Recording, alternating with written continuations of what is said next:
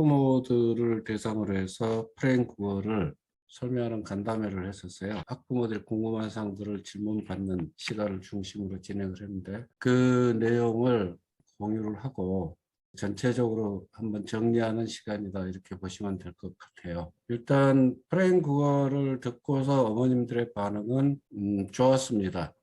국어라고 하는 것에 대해서 다시 생각하게 됐다. 뭐 그런 얘기를 했었고 공부를 하는 방법에 대해서도 다시 한번 생각하는 계기가 됐다. 자, 첫 번째로 국어에 대해서 생각하는 것들이 많이 달라요. 국어라고 하는 거는 4, 5년 전만 해도 대학 입시, 즉 수능에서 메인인가 아닌가 하는 거였을 거예요. 왜냐하면 제일 첫 번째 수학, 그 다음에 영어, 그리고 국어 같은 경우는 한 3순위 정도 이렇게 들어왔다면 영어가 절대평가로 바뀌면서 영어의 변별력이라고 하는 것이 상당히 약화됐죠. 그러다 보니까 수학이 절대적인 그 자리를 차지하게 되는데 수학 하나만 가지고 변별을 한다. 좀 약하지 않습니까? 그래서 국어가 조금 더 강화되어 가는 느낌이다. 이거를 실제로 그런가 하고서 분석을 해봤더니 실제로 2019, 2020, 2021, 그다음에 22년 올해 수능까지 쭉 변화를 보면 영역별 표준 점수 최고점 및 만점자 수 이렇게 나와 있잖아요. 여기서 표준 점수를 보면 국어가 굉장히 높죠. 굉장히 높다는 것은 어렵다는 얘기를 반증하고 있고요. 그만큼 그 난도가 올라가고 있다는 것이고 오른쪽 표에 보면은 국어는 편차가 꽤 넓게 나타나는 것을 볼 수가 있어요. 그래서 실제로 수학에 못지않게 국어도 변별력에서 상당한 의미를 가지고 있다. 그러니까 수학의 만점자는 줄지는 않았어요. 변별력 자체는 높아졌는데 만점자는 줄지 않았다. 이건 상당히 의미 있는 얘기인데 상위권 같은 경우는 수학이 해결하는데 그렇게 큰 문제가 없이 출제가 됐다. 다시 말해서 옛날 같은 킬러 문항은 출제되지 않았다라는 얘기고 그런데 문제의 형태가 2022 수능부터 좀 바뀌면서 중하위권한테는 상당히 어렵게 다가왔다. 국어는 만점자가 28명밖에 안 되죠. 수학은 최상위권한테는 크게 어렵지 않을지 몰라도 국어는 난도가 올라가기 시작하면 최상위권이라 하더라도 만점 받기가 어렵다. 실질적으로 국어가 변별력을 가지는 요소로 이제 등장을 했다. 옛날에 수학, 영어, 국어라면 지금은 수학, 국어 아니면 국어가 더 앞설 수도 있는 그런 상태에 있다. 그래서 향후 대입에서는 국어에 대한 거를 강조할 필요가 있겠다라는 것이 요새 통계가 보여주는 것입니다. 그래서 국어에 대해서는 그 공부를 이제 좀 체계적으로 그리고 심도 있게 해야 된다라는 것을 먼저 얘기를 합니다. 자, 국어를 중학교까지 마치라고 하는 이유가 있어요. 수학 같은 경우도 고등학교에 가가지고 열심히 하면은 짧은 기간에 따라갈 수도 있다. 만약에 문제풀이만 한다. 문제를 주어진 문제의 답만 찾아내는 방식으로 한다.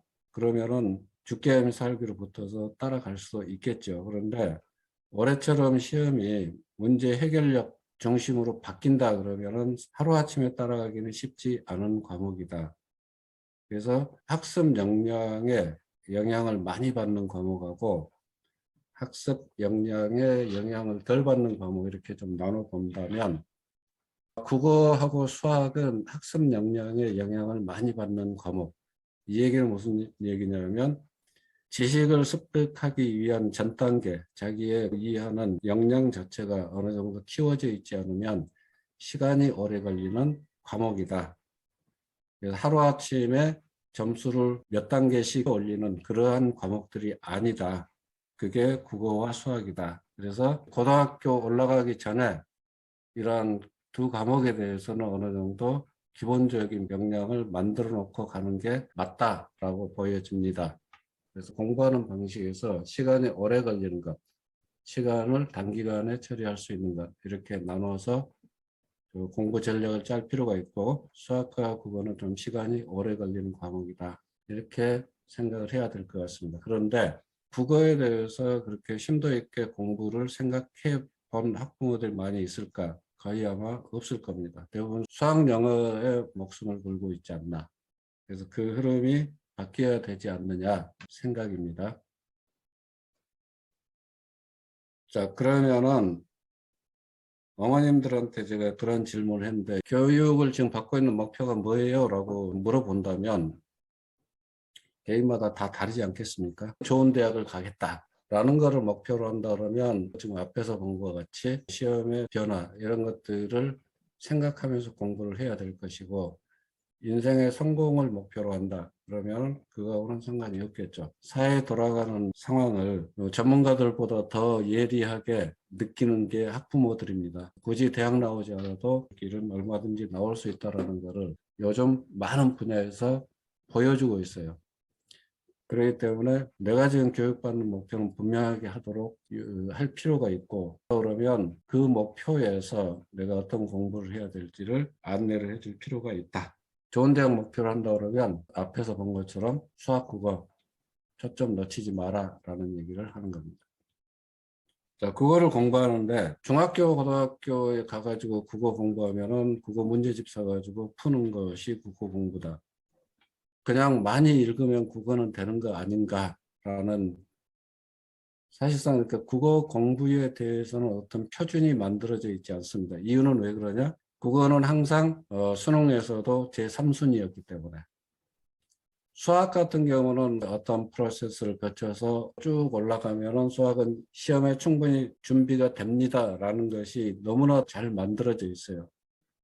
수많은 수학 프로그램들이 제시하고 있습니다. 그런데 국어는 한번 돌아보세요. 국어는 이렇게 하면은 수능까지 가서 최대한의 점수를 얻을 수 있을 겁니다. 라고 프로세스를 제시하는 프로그램이 있느냐? 없어요. 대부분 국어 교과서 많이 읽어라 아니면 교과서 참고용으로 나온 지문 가지고서 이런저런 질문을 문제집 풀이 그런 정도로 국어를 준비해 나가고 있다. 그러다 보니까 그 국어의 표준화된 프로세스가 사실은 없다. 표준화된 프로세스가 없는 게 아니고 사교육 쪽에서 없다는 얘기예요. 국어 교과서는 나름대로 다 그거를 잡고 있기 때문에. 그런데 초등에 오면은 국어는 더 할 게 없는 것 같아요. 애들 말 다 하지, 글 읽으라면 읽지. 그런데 뭘 해주지라는 게 눈에 보이지 않습니다. 그러다 보니까 국어가 중요해집니다. 이렇게 얘기하면 초등에서 뭘 준비해야 될까요? 예, 독서 많이 시키세요. 이렇게 갈 수밖에 없어요. 그게 현실이고요. 그래서 국어는 독서 논술이 국어를 대신해 준다라는 착각에 빠지기 쉽습니다. 둘의 차이는 구분해야 됩니다. 독서는 주관적인 겁니다. 국어나 독해는 객관적인 겁니다. 분석적이어야 되고 주관적이라는 것은 내가 생각하는 나의 경험과 지식과 내가 지금까지 생각했던 어떤 관점 이런 것들이 종합적으로 반영이 돼서 어떤 책에 대해서 자기 나름대로 해석하는 것이 독서고 국어라는 것은 내 생각하고는 상관없이 그 지문, 그 문장, 그 내용 자체를 객관적으로 분석적으로 해석해야 된다는 겁니다. 이 둘의 차이를 명확하게 구분하지 않으면 독서가 국어를 대신한다라고 하는 오류에 빠지게 된다. 시험은 주관적으로 나오는 게 아니고 객관적이고 분석적인 읽기를 전제로 한다. 다시 말해서 깊이 있는 정독을 전제로 하기 때문에 아이들로 하여금 주관적 읽기를 하는 것이 국어의 힘을 키워줄 것이다. 라는 그런 착각을 만들어주지 않도록 하라는 겁니다. 독서와 국어의 차이를 명확하게 좀 구분을 해주는 게 좋겠다. 학부모들 많이 질문하는 게 그겁니다. 독서를 많이 하면 국어에서 독해력도 길러지지 않는가요? 제가 여러 번 답했죠. 길러질 수도 있고 안 길러질 수도 있다라고. 그러니까 독서를 할 때도 주관적 읽기에 초점을 맞춰서 하는 독서가 있을 수도 있고 정말로 객관적이고 분석적으로 독서를 하는 경우도 있을 거예요. 만약에 전자라면 독해력에 큰 도움이 안 될 거고 후자라면 도움이 많이 될 수 있습니다. 제가 말하는 것은 독서에서 국어라고 하는 부분이 끝나지 않는다라는 얘기하는 겁니다. 독서와 독해의 차이 이 부분은 제가 넘어갈게요. 이건 학부모들의 이해를 돕기 위해서 한 건데 한 가지 확실한 거는 시험이라고 하는 거는 출제자가 분명한 의도를 가지고 질문을 하는 겁니다. 출제자의 의도라고 하는 것은 나의 느낌, 나의 생각하고는 전혀 상관이 없어요. 그렇기 때문에 앞에서 말한 객관적인 읽기, 분석적인 읽기가 전제돼야 된다. 시험 출제자가 의도를 갖고 출제한다고 그러는데 그 의도가 무엇일까? 그 의도가 바로 프레임 국어에서 말하는 프레임이다. 이렇게 보시면 될 것 같아요. 국어 공부하라고 그러는데 국어 교과서를 읽는 사람이 얼마나 되는지 잘 모르겠어요. 근데 국어 교과서를 어떻게 읽느냐라는 것이 중요해요. 왜냐하면 국어 교과서 안에는 국어에서 필요한 내용들을 다 넣어놨어요. 그래서 초등학교 4학년 국어만 들어가도 국어에서 해야 될 것들을 다루고 있습니다. 그것들을 분석해 보면 국어에서 뭐를 강조하고 있구나라는 걸 알 수가 있어요. 그런데 교과서를 읽으면서 거기에 딸리는 문제를 풀면 되지 않나요? 그런 얘기를 하는데 교과서 읽는 거는 기본이고요. 그 교과서에서 그 단원마다 뭐를 체크하려고 하는지를 그 단원의 목표를 알아야 된다. 그거를 알려줘야 된다. 학교에서 아마 알려주지 않겠습니까? 학교에서 교과서를 가르치는데. 그런데 그것이 자기 걸로 되기 전에 국어는 이미 손 떠나버려요. 그러니까 아이들이 공부하는데 국어는 학교에서 하고 나면 잊어버렸어요. 학교에서 얘기해줬던 그 요소들을 기억하지 못하고 있습니다. 그러다 보니까 글이라고 하는 것을 바라보는 그런 관점, 요소 이런 것들을 아이들 머릿속에 체계적으로 정리되질 않아요. 그것이 수학하고 다르게 표준화가 안 돼 있다는 얘기입니다. 수학도 학교에서 다 배우죠. 곱셈, 나눗셈, 뭐 분수 체계적으로 배우면서도 그것들이 가지는 의미, 뭐 그것들을 문제에서 적용할 때 어떻게 해야 되는지 체계적으로 다 나와 있어요. 학교에서 개념을 한번 짚고 넘어가더라도 바깥에서 얼마든지 보완해 주는 것들이 있기 때문에 수학은 굉장히 할 게 많은 것처럼 보여집니다. 그런데 국어는 그런 프로그램이 아까 없다고 그랬죠. 어휘 추론이 무엇일까요? 어휘 추론은 이렇게 하는 거야. 어휘 비교는 뭐냐? 어휘 비교는 이렇게 하는 겁니다. 라고 설명해 주는 거는 학교에서 분수는 이런 거야 라고 가르쳐 주는 그런 개념을 잡아주는 것도 같은 거예요. 그러면 그 개념을 가지고 연습하는 게 필요하죠. 그래서 수학을 하면 문제를 많이 풀지 않나요? 다시 말해서 학교에서 배운다 하더라도 그것이 자기 걸로 장착되는 시간, 장착되는 과정이 너무 없다. 그리고 그거를 소홀히 하고 있다. 결국은 문해력이 떨어진다고 얘기하는데 그거는 당연한 결과다라는 것이고요. 제가 지난번에 독서를 그렇게 많이 하는데도 왜 문해력은 떨어질까요? 라고 하는 얘기가 문해력에서 말할 때 그거는 객관적이고 분석적인 거를 체크하니까 그래요. 근데 독서는 아까 여기 주관적이라고 그랬죠. 근데 독서를 공부를 하고 있단 말이에요. 그게 지금 바뀌어야 될 부분이다. 독서는 독서예요. 독서는 인생에서 대단히 중요한 요소고 학생 때만 책을 읽는 게 아니에요. 오죽했으면 아이들이 독서를 하는데 엄마 아빠 제발 책 좀 읽으세요 이런 얘기가 나오겠습니까? 따라서 독서를 공부를 한다 그러면 독서는 재미없어서 못합니다. 독서는 즐거움, 탐구심, 호기심 가지고 해야지. 자기가 좋아하는 걸 가지고 해야지. 책은 자유롭게 읽어라. 근데 그거는 명확하게 해야 될 요소들 해라. 이거를 나누어 줄 필요가 있다. 그 교과서 무시하지 말라는 얘기는 그 안에서 배우는 것들이 무엇인지를 정확하게 알라는 겁니다. 그래서 뭘 가르치느냐 지금 저희가 요거 표에 올려놓은 겁니다. 이 표 여러분들 다 아시겠죠? 우리 프레임 국어에서 프레임이잖아요 이게. 그에 대해서 어휘 설명, 어휘 비교, 어휘 대조, 어휘 추론 교과서에 다 설명합니다.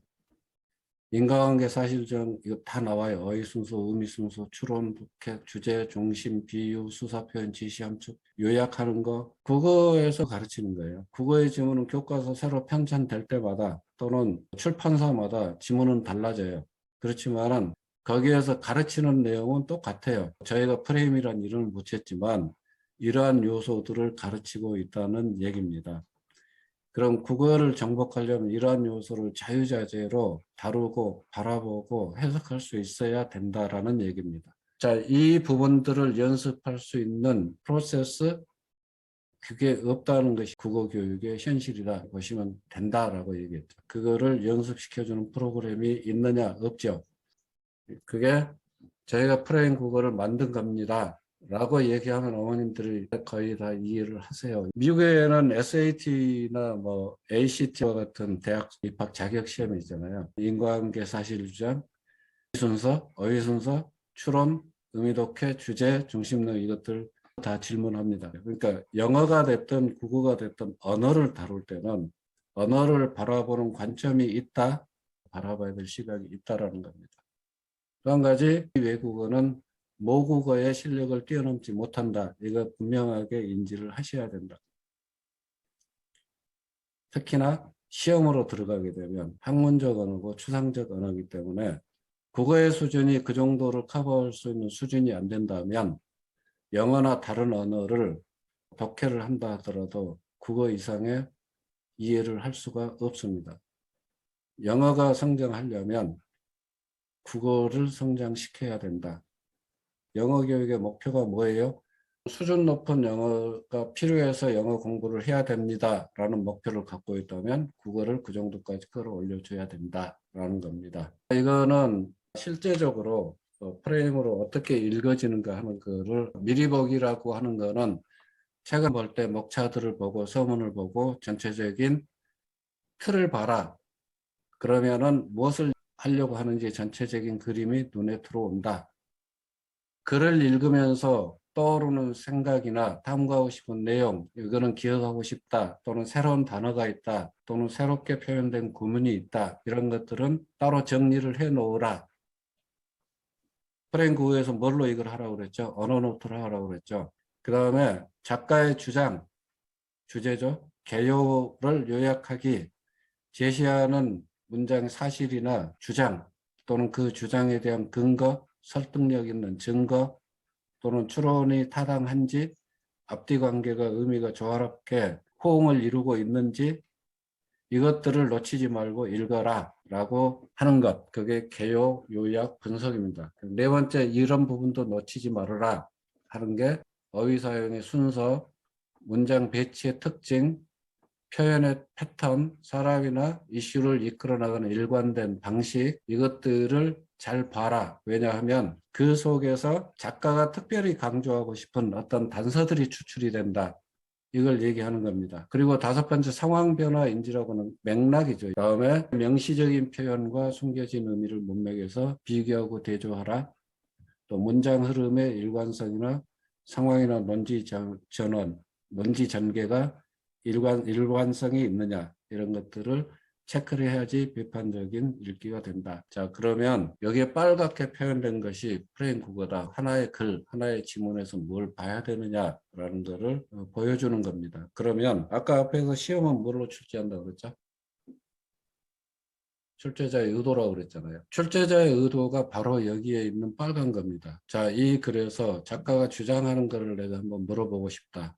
그럼 주제를 물어보는 거예요. 이 글의 내용을 전체적으로 읽고 개요를 정확하게 이해하고 있는지 물어보고 있다. 그럼 요약이나 의미 독해를 물어볼 겁니다. 또는 이 글 안에서 이 단어가 쓰여진 것이 상당히 함축적인 의미를 가지고 있어. 명시된 단어의 뜻은 이건데 이 컨텍스트 안에서는 이 단어는 이 의미를 갖고 있어. 그거를 물어보고 싶다? 그럼 아마 어휘 추론이나 문장 추론 쪽을 물어볼 겁니다. 그게 출제자가 바라보는 시각이에요. 만약에 뭘 물어봐야 되겠다라는 그런 어떤 프레임이 없다 그러면 출제를 할 방법이 없어요. 그래서 모든 시험은 그 범주 안에서 물어볼 수밖에 없어요. 왜? 언어가 그러니까.